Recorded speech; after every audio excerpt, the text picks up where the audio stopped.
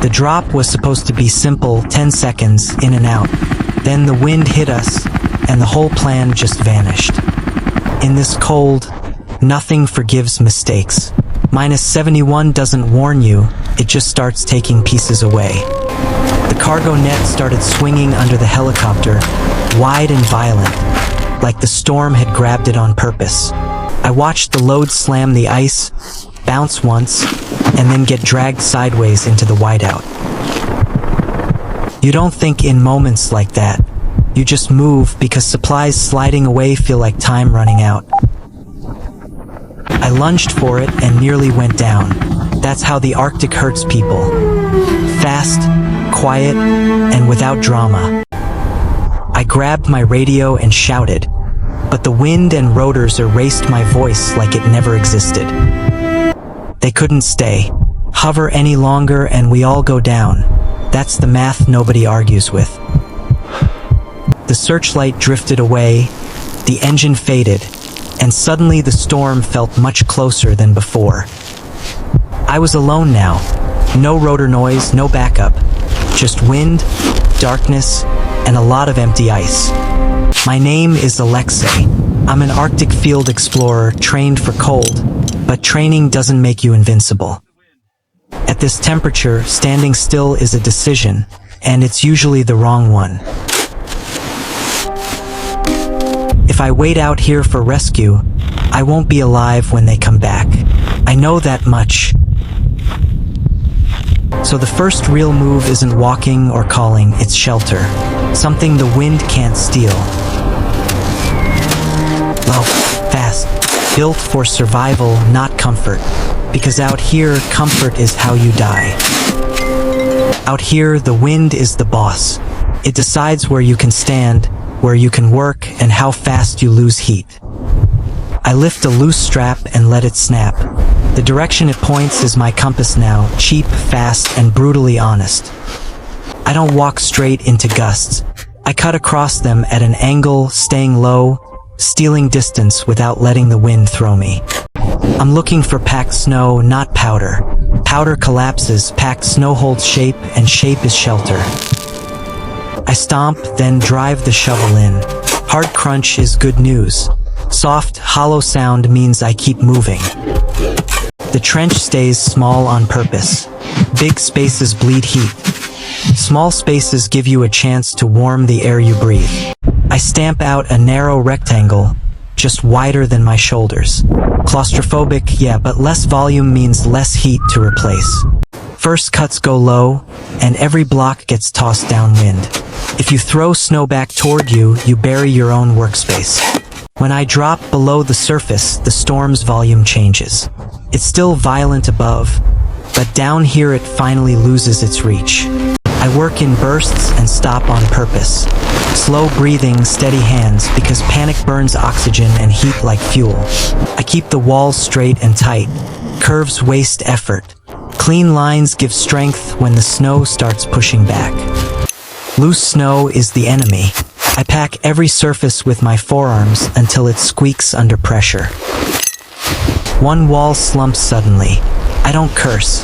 I fix it fast, because snow remembers weakness. From inside the trench, the world looks different. Chaos stays above the rim. Down here, decisions finally stick. I check depth against my chest and shake my head. Not enough. Wind still has leverage. Digging deeper costs energy now, but saves heat later. In cold, later is everything. When the trench finally swallows my shoulders, I pause. This is the first real protection I've built. Snow piles downwind, not random. Placement matters. Bad piles turn into ramps for the wind. I smooth the lip and kill sharp edges. Sharp shapes catch airflow. Smooth shapes let storms slide past. Only now do I reach for the tarp. Shelter starts underground, roofs come last. I pull the tarp out low and slow. Wind hates patience, but it punishes rushing immediately. The fabric snaps hard, trying to escape. I pin it with my body first, anchors come second.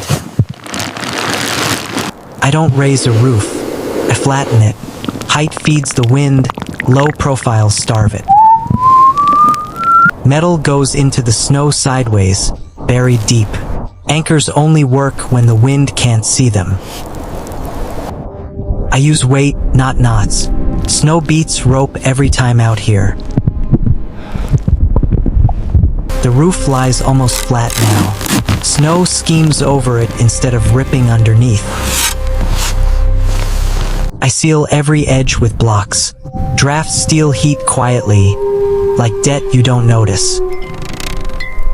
Inside, the sound changes again. Not quiet, muted. That's how you know it's working. I crawl in feet first and seal the opening behind me. Exits stay small for a reason. For the first time, I stop moving, and that's when the real danger begins. The air warms fast inside the shelter. That feels good. Too good. Comfort is usually the first lie. I watch my breath hit the fabric and turn white. Ice forms where heat should stay. Moisture is worse than cold. Wet insulation is just weight that steals warmth. I open the bivy slightly and feel the chill bite back. Balance matters more than comfort now. So I vent the roof. Small hole. High side. Enough to breathe without feeding the storm. Outside, vapor escapes like smoke. Inside, my head clears almost immediately. It's not warm. It's stable. Stability keeps you alive longer than heat ever will. I tuck my hands into my armpits and lock them there. Fingers are optional. Core is not. I feel frostbitten skin and force myself not to touch it. Rubbing damage makes it permanent. Just as my breathing slows, the shelter shudders. Wind never lets you relax for long. The vent clogs faster than I expect. Snow works silently, packing itself tight while you're not looking. I clear it immediately. Waiting turns breathing into a gamble you don't get to play twice. Inside again, moisture is already freezing where my face rests. Time is adding weight above me. The sound outside drops lower, heavier. That tone means the wind has changed its mind. The roof thumps hard from a new angle. Protection only works in the wind you planned for. Snow starts sneaking in along one edge. Quiet leaks are the ones that kill shelters. I know I have to go back out. Staying inside now feels safer, but it isn't. I crawl out low, pressing myself flat. Standing up is how wind takes control from you. Snow blasts my face instantly. I can't see far, only what my hands are touching. I start packing snow fast, not neat. In storms, ugly solutions beat perfect plans. Something slips from my grip and disappears into the dark. Cold takes tools without asking and never gives them back. I lunge anyway and save the shovel. Lose that and the night decides for me. I dump snow fast, heavy, careless. Shape doesn't matter anymore. Mass does.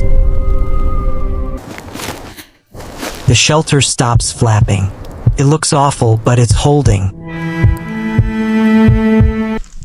I collapse to my knees, lungs burning. Not fear, just effort catching up. Back inside, everything feels smaller. Space, air, time. The cold offers sleep again. This time it sounds gentle, almost kind. I fight it. Wiggle toes, clench fists, keep noise inside my head. Above me, the roof loads silently. No warning thumps this time.